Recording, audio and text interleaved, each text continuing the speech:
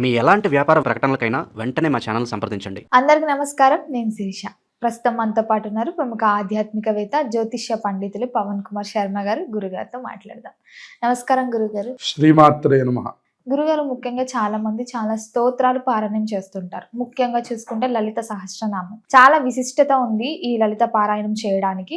So ముఖ్యంగా లలిత సహస్రనామం పారాయణం చేయడానికి ఎలాంటి నియమాలు పాటించవచ్చు అంటారు? ఒకవేళ స్టార్ట్ చేద్దాం అనుకుంటే ఏ రోజు చూసుకొని స్టార్ట్ చేయొచ్చు అంటారు? సకుంకుమ విలేపనామళిక చుంబి కస్తూరికాం సమందహసితే క్షణాం సశరచాప పాశాంకుశాం అశేషజనమోహినీ మరుణమాల్యభూషాంబరాం జపాకుసుమభాసురాం జపవిధౌ స్మరేదంబికాం. శ్రీమాత్రే నమః.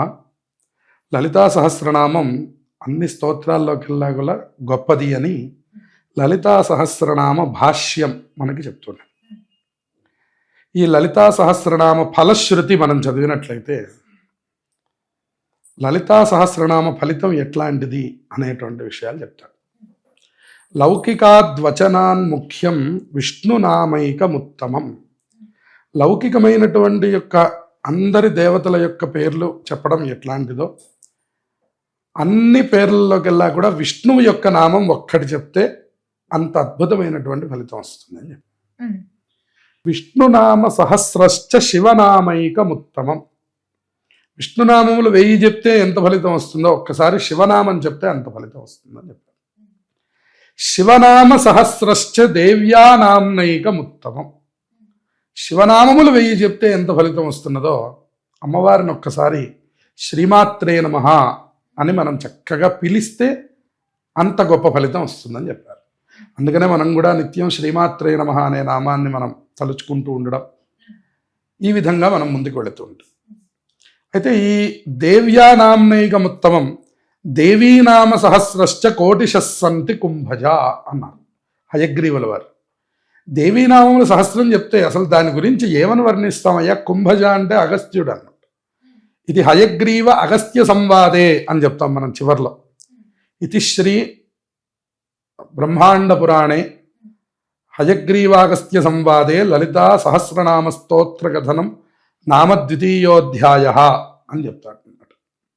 అందుకని ఈ దేవీనామ సహస్రయిస్తూ దేవీనామ సహస్రములు చెప్పినప్పుడు దాని నుంచి వచ్చేటటువంటి ఫలితాన్ని వర్ణించడానికి మనం ఎవరము సరిపోము అని చెప్పారు అగస్త్యుల వారికి హయగ్రీవుల వారు.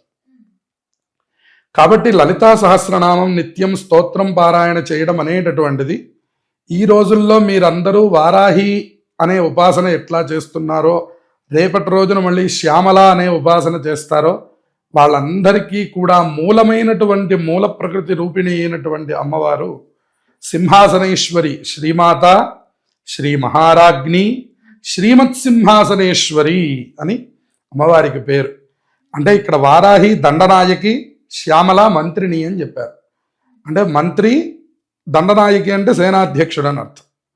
వాళ్ళిద్దరినీ పెట్టుకున్నటువంటి అసలు మహాసామ్రాజ్ఞి ఎవరో ఆవిడ లలితా పరమేశ్వరి అన్నమాట. అంటే ఇప్పుడు మనం ఏం చేస్తున్నామంటే వారాహి ఉపాసనని చేస్తున్నాం. వారాహి ఉపాసన చేస్తే మాకు భూలాభాలు కలుగుతాయి, వారాహి ఉపాసన చేస్తే మాకు సమస్తమైనటువంటి కోరికలు నెరవేరుతాయి, వారాహి అమ్మవారి ఆరాధన చేస్తే మాకు ఇంట్లో సమస్యలు తొలగిపోతాయి అనుకుంటున్నాం. అసలు వారాహి అమ్మవారి యొక్క బాస్ అయినటువంటి లలితా అమ్మవారి యొక్క స్తోత్రముల యందు మనం ఈ విశ్వాసమును ఎందుకు పెట్టడం లేదు? అంటే మనకి కొత్తగా వింత అయిపోయింది, పాతగా రోత అయిపోయింది. దానివల్ల మనం ఏం చేస్తున్నామంటే అసలు బ్రహ్మాస్త్ర స్వరూపమైనటువంటి లలితా సహస్రనామాన్ని విడిచిపెట్టి మనం వారాహి చేస్తే మంచిది లేదా శ్యామల స్తోత్రం చేస్తే మంచిది కాదు అని నేను చెప్పడం లేదు. కానీ అసలు దివ్యమైనటువంటి లలితా సహస్రనామాన్ని విడిచిపెట్టి మీరు ఆ స్తోత్రములు ఏం చేసినా మీకు డైరెక్ట్గా అవి అంత ప్రయోజనాత్మకం కాదు. అదే మీరు లలితా సహస్రనామం చేస్తే, ఇప్పుడు లలితా సహస్రనామం చేశాక మీరు మళ్ళీ వారాహి ఉపాసన చేస్తానండి అనక్కర్లా. విశుక్ర ప్రాణహరణ వారాహి వీర్యనందిత కామేశ్వర ముఖాలోక కల్పిత శ్రీ గణేశ్వర మనకి లలితా సహస్రనామంలో వచ్చింది. అట్లాగే విశుక్ర ప్రాణహరణ వారాహి వీర్యనందిత, విశుక్ర ప్రాణహరణ విశుక్రుడు అనేటటువంటి ఆయన్ని వారాహిదేవి సంహరించింది. తర్వాత మంత్రిణ్యంబా విరచిత విషంగ వధతోషిత, మంత్రిణ్యంబ అంటే శ్యామలాదేవి, శ్యామలాదేవి విషంగుడు అనేటటువంటి రాక్షసుని సంహరించింది. అందుకని అమ్మవారి యొక్క ఆజ్ఞానుసారం వీళ్ళందరూ కూడా పనిచేసేటటువంటి వాళ్ళు కాబట్టి ఈ విషంగుణ్ణేమో శ్యామలాదేవి, విశుక్రుణ్ణేమో వారాహీదేవి వీళ్ళందరూ సంహరించారు. ఇక్కడ సామ్రాజ్ఞి ఎవరు? లలితాదేవి. అందువల్ల లలితా సహస్రనామాన్ని మించినటువంటి ఉపాసన ఈ లోకంలో ఏదీ లేదు అని చెప్పారు. దాన్ని చెబుతూ అన్నారు లలితా రహస్యనామం అన్నారు. దానికి లలితా సహస్రనామం అని పేరు పెట్టాల. లలిత రహస్యనామం. ఇది 177.5 శ్లోకాలు ఉంది. 172.5 శ్లోకాలే వచ్చాయా వ్యాసుల వారికి. 173వ శ్లోకం ఎందుకు పడలా? అది 183వ శ్లోకం ఎందుకు పడలేదు అంటే ఇంతటితో ఆగిపోయిందా? శ్రీ శివ శివశక్త్యైక్య రూపిణి లలితాంబిక ఏవం శ్రీలలితాదేవ్యానాం సహస్రకం జగుహు అని ఆగిపోతుంది. అంటే ఇప్పుడు శ్రీ శివ శివశక్త్యైక్య రూపిణి లలితాంబిక అనేటటువంటిది అర్ధవాక్యంతో ఆగిపోయింది. ఏవం శ్రీలలితాదేవ్య తర్వాత వాక్యం. అంటే మరి ఎందుకని అలాగే పడింది? మనం చివర్లో చెప్తూ ఉంటారు చూడండి. ఆబాలకోప విదిత సర్వానుల్లంఘ్య శాసన శ్రీచక్రరాజ నిలయ శ్రీమత్ త్రిపుర సుందరి శ్రీ శివ శివశక్త్యైక్య రూపిణి లలితాంబిక అని ఆ లలితా అమ్మవారి యొక్క విధానం పూర్తి చేసేటప్పుడు చివరిగా పడినటువంటిది ఒక్కటే అరవాక్యం ఉన్నటువంటి యొక్క శ్లోకం మాత్రమే పడింది. మరి ఎందుకు అట్లా అని చెప్పనంటే ఒక్కొక్క నామం దగ్గర అట్లా అమ్మవారు మనల్ని పారవశ్యంలోకి తీసుకెళ్ళిపోతుంది. దీని భాష్యం గనక మనం చూస్తే చాలా గొప్పది. మనం ఎన్ని ఎపిసోడ్లు చెప్పుకున్నా కూడా సరిపోదు. లలితా భాష్యం అంత గొప్పది. అమ్మవారి యొక్క పాశములు బాహువులని ముందర వర్ణించారు. రాగస్వరూప పాషాఢ్య క్రోధాకారాంకుశోజ్వల మనోరూపేక్షుకోదండ పంచతన్మాత్ర సాయక అంటే అమ్మవారి చేతుల్లో ఉన్న ఆయుధములను వర్ణించారు ముందర. చతుర్బాహు సమన్విత రాగస్వరూప పాషాఢ్య 4 బాహువులు కలిగింది. ఎక్కడి నుంచి వచ్చింది? చిదగ్నికుండ సంభూత దేవకార్య సముద్యత ఉద్యద్భాను సహస్రాభ చతుర్బాహు సమన్విత. చిదగ్నికుండం అనేటటువంటి కుండంలో నుంచి అమ్మవారు ఆవిర్భవించింది. ఎలా వచ్చింది ఆవిడ? ఉద్యద్భాను సహస్రాభ. మనం ఉదయించే సూర్యుడిని చూస్తూ ఉంటాం. అటువంటి సూర్యులు ఒక 1000 మంది కలిపితే ఎంత ఆరెంజ్ కలర్లో మనకి ఒక ప్రకాశమైనటువంటి కిరణములు ఉంటాయో అటువంటి కిరణములతో అమ్మవారు అగ్నిహోత్రంలో నుంచి వస్తున్నట్టు. మీరు అగ్నిహోత్రం కూడా చూస్తే పైన ఉన్నటువంటి శిఖలు మనకు ఒక ఆరెంజ్ కలర్లో వస్తూ ఉంటాయి. అటువంటి రంగులతో అమ్మవారు అట్లా బయటికి వస్తూ ఉంటే ఫస్ట్ ఏం కనపడ్డాయంటే ఆ పరాగస్వరూప పాషాఢ్య. ముందు అమ్మవారి శిరస్సు కిరీటం పైకి వస్తున్నాయి. వెంటనే ఇటు పక్క నుంచి పాశం కనపడింది, ఇటు పక్కన అంకుశం కనపడేది. తర్వాత అమ్మవారి ముఖం. తర్వాత కిందకి రాగానే ఇక్కడ ఉన్నటువంటి చెరుకు విల్లు మనోరూపేక్షు కోదండ. ఇక్షుకోదండం అంటే ఇక్షు అంటే చెరుకు, కోదండం అంటే విల్లు అని అర్థం. మరి ఏం విల్లు కనపడింది అంటే అమ్మవారిది చెరుకు విల్లు కనపడేది. మనోరూపేక్ష అని చెప్పారు. మన మనస్సు ఎట్లాంటిదో అమ్మవారి చేతిలో ఉన్న చెరుకు విల్లు అట్లాంటిదని చెప్పారు. ఈ చేతిలో 5 బాణాలు ఉన్నాయి. పంచతన్మాత్ర సాజక. మనకి పంచతన్మాత్రలు అని మన శరీరంలో ఉన్నాయి. అవి పనిచేస్తేనే మనం పనిచేస్తాం. కాబట్టి ఈ పంచ తన్మాత్రలకి ప్రతిరూపంగా పంచబాణములను పట్టుకొని ఉంటుంది. ఇటువంటి లలితా స్వరూపాన్ని అమ్మవారి యొక్క మంచమును వర్ణన చేస్తూ ఉంటారు అన్నమాట. ఆవిడ సదాశివ పర్యంక నిలయం అనేటటువంటి ఒక మంచం మీద కూర్చొని ఉన్నది. దాని మీద పరమశివుడే తనకి పరుపుగా ఉన్నాడు.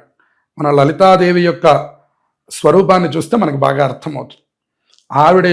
ఆవిడే పరుపుగా, ఎందుకంటే ఆవిడ అనేక కోటి బ్రహ్మాండ జననీ దివ్య విగ్రహ అని. ఆవిడ పిపీలికాది పర్యంతం సమస్తమైనటువంటి భూమండలమును కూడా సృష్టించినటువంటిది ఎవరు అంటే లలితా త్రిపుర సుందరి. ఆ పరాదేవత యొక్క అనుగ్రహం వల్లనే ఆ త్రిమూర్తులందరికీ కూడా ఆ యొక్క శక్తులు ఏర్పడ్డాయి. త్రిమూర్తులుగా ఆ శక్తి వచ్చిన తర్వాతనే వాళ్ళు ఆయా సృష్టి చేశారు. ఆ సృష్టి తర్వాతనే వాళ్ళ ముగ్గురికి 3 రూపాల్లో ఉన్న భార్యల్ని అమ్మవారు అనుగ్రహం చేశారు వాళ్ళ దగ్గర నుంచి. ఆ సృష్టిలో నుంచే సమస్త బ్రహ్మాండాన్ని సృష్టించారు. ఇప్పుడు అవన్నీ మనం అనుభవిస్తున్నాం. మరి ఇప్పుడు మనం ఏం చేయాలి? అమ్మవారికి ఏమీ చేయలేం. నామపారాయణ ప్రీత నంది విద్యా నటేశ్వరి. నామపారాయణ ప్రీత. ఆవిడికి ఎవరు తన యొక్క నామములను పారాయణ చేస్తే వాళ్ళకి పరిపూర్ణమైనటువంటి అనుగ్రహాన్ని చేస్తుంది ఆవిడ. మరి ఎలా చెయ్యాలి ఈ పారాయణని? చాలామందికి తెలుసు, ఇది ప్రత్యేకంగా మనం ఏం చెప్పక్కర్లేదు. కానీ కొంతమంది తెలియని వారు తెలుసుకుంటారు, తెలుసుకున్న వారు దీంట్లో ఉన్న మర్మాన్ని తెలుసుకుంటారు. అయితే ప్రతిరోజు కూడా ఈ యొక్క లలితా సహస్రనామం పారాయణ చేయడం అనేటటువంటి చెప్పారు. ఒక 41 రోజు పాటు నియమంతో కూడి ఏదైనా ఒక దీక్ష పట్టుకొని మండల దీక్షగా ఈ యొక్క లలితా సహస్రనామాన్ని ప్రతిరోజు కూడా ఏమీ తినకంటే ముందర పారాయణ చేసుకొని కనుక అమ్మవారిని పూజించినట్లయితే వాళ్ళకి అఖండమైనటువంటి సౌభాగ్యములు కలుగుతాయి. వాళ్ళు ఏ ఏ కోరిక కోరితే ఆయా కోరికలన్నీ చక్కగా నెరవేరుతాయి. కాదు ఒక ఉద్యోగం కోసం బాధపడుతున్నటువంటి వాళ్ళకు ఒక ప్రత్యేకంగా కొన్ని రకములుగా పారాయణ చేయడం, అలాగే సంతానం కోరుకునేటటువంటి వాళ్ళకి కూడా ఇందులోనే అమ్మవారు అనుగ్రహం చేశారు. ఆ విధంగా లలితా సహస్రనామాన్ని పారాయణ చేయడం, అట్లా ఒక్కొక్క కోరికకి కూడా ఒక్కొక్క ప్రత్యేకత ఉన్నది అని చెప్తూ ఉన్నారు. మనం రానున్నటువంటి రోజుల్లో మనం ఈ విషయాలన్నీ కూడా భక్తులకి తెలియజేద్దాం. చక్కగా మనకి లలితా సహస్రనామం అనేటటువంటిది ఒక నిత్యపారాయణ గ్రంథం. ఇది చక్కగా ఏమీ తినక ముందర చేయడం ఒక పద్ధతి, రాత్రిపూట చేయడం ఒక పద్ధతి. చంద్రశేఖర పరమాచార్యుల వారు నడిచే దైవం కామకోటి పీఠాధీశ్వరులైన పరమాచార్య స్వామి వారు చెప్పారు, రాత్రి 8 గంటల తర్వాత ఎవరు లలితా సహస్రనామం పారాయణ చేస్తున్నారో వారికి అమ్మవారు పరిపూర్ణమైన అనుగ్రహం చేస్తారు అని చెప్పారు. 8 తర్వాత, ఎందుకంటే మనం 7 గంటల వరకు 8 గంటల వరకు ఉండేదాన్ని సాయంకాలం అంటాం, రాత్రనం. అప్పుడే రాత్రి 7 గంటలకు అనం మనం తొందరగా, సాయంకాలం 7 గంటలకు వచ్చేసేయమని చెప్తాం. రాత్రి 10 గంటలకి రా అని చెప్తాం. 10 గంటలని మళ్ళీ సాయంకాలం అనం, 10 గంటలని అర్ధరాత్రి అనం. 10 గంటలను ఏమంటామంటే రాత్రి అంట, 9ని రాత్రి అంట, 8ని రాత్రి అంట, 7ని సాయంకాలం అంట. సాయంకాలం 7 గంటలకు మొదలవుతుందంట. అందుకని రాత్రి అనే పదం ఎప్పుడు మొదలైందో రాత్రి దేవతకి వీళ్ళందరూ ఉపాసన. అందుకని మనకి నవరాత్రులు అని చేస్తారు. వాటికి పేర్లు ఏంటంటే నవరాత్రులు అని. మీరు గణపతి దగ్గర చూడండి, 11ంటికి కూడా పూజ చేస్తుంటారు, 10:30కి పూజ చేస్తారు, 10:30, 11 గంటలకి ఎప్పుడైనా పూజ చేస్తారు. అంటే ఇదంతా రాత్రి ఉపాసన అని చెప్తున్నాను. రాత్రిపూట పూజ చేయండి అయ్యా, రాత్రిపూట విశేషం ఉంది కొన్నిటికి. అలానే అన్ని రాత్రిపూట చేస్తామండి అనకూడదు. కొన్నిటికి ప్రత్యేకంగా రాత్రిపూట ఉపాసన ఉంది. అందులో లలితా ఉపాసన రాత్రిపూటకు విశేషం.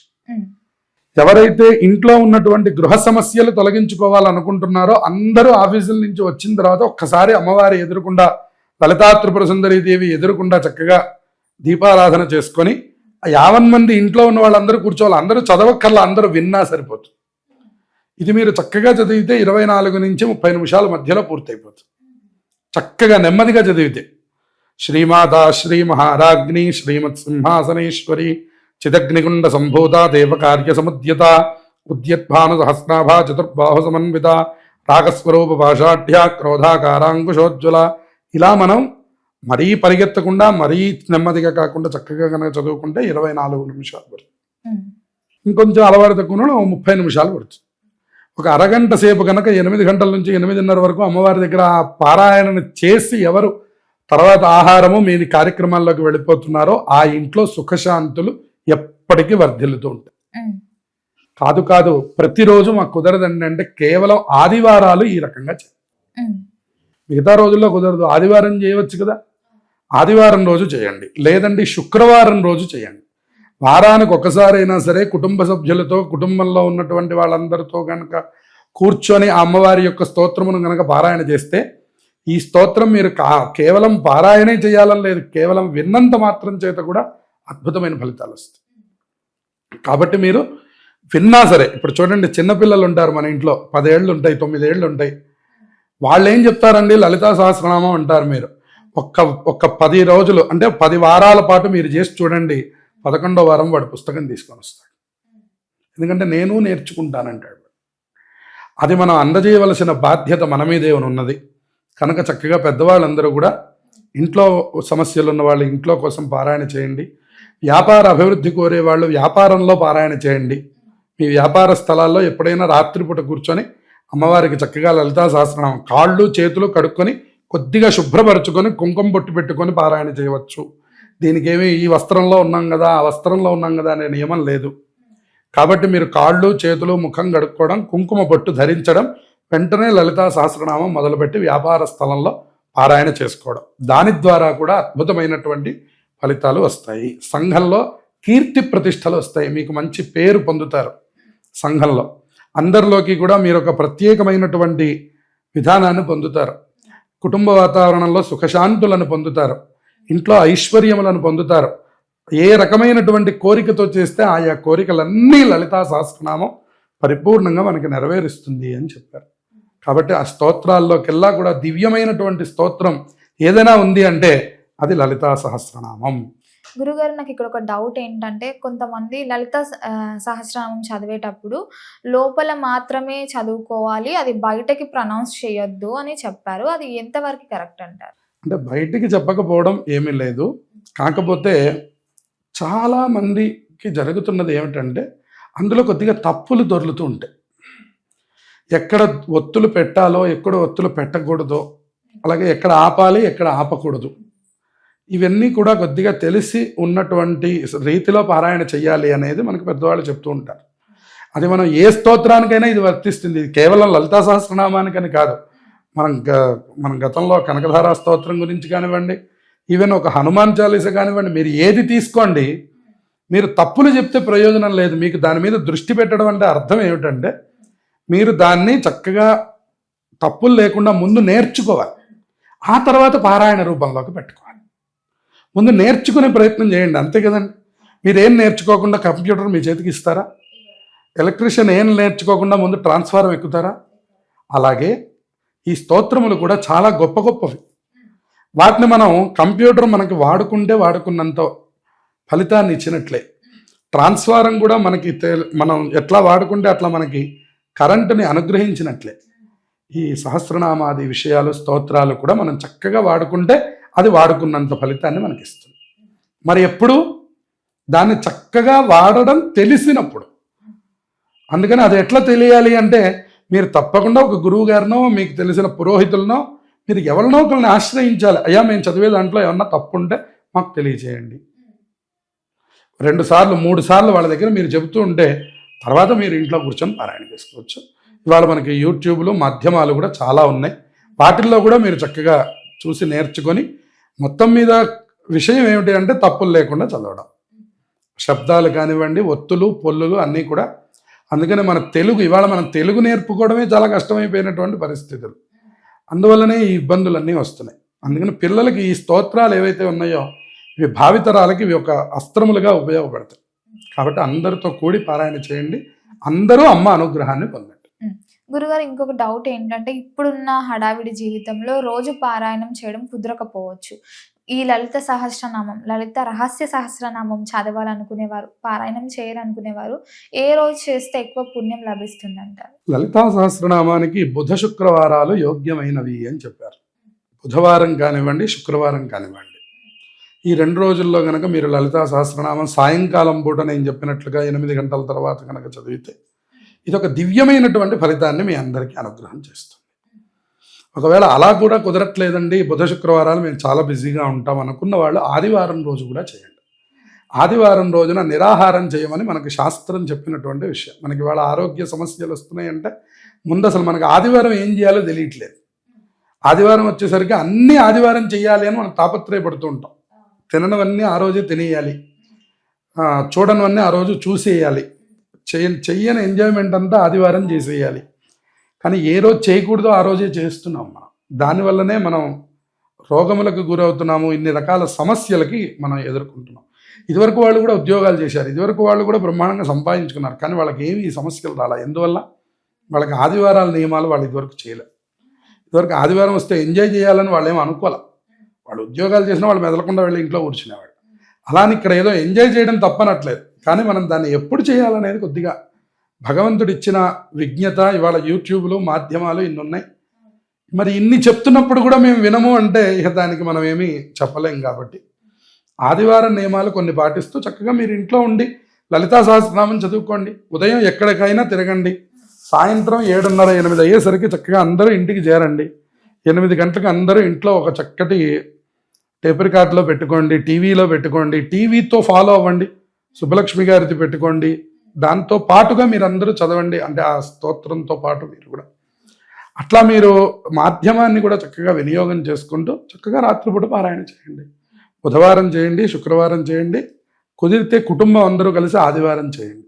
దీని ద్వారా మంచి ఫలితాలు వస్తాయి. గురుగారు మొత్తం మీద లలిత రహస్య సహస్రనామం గురించి తెలియజేసినందుకు ధన్యవాదాలు. శుభమస్తు.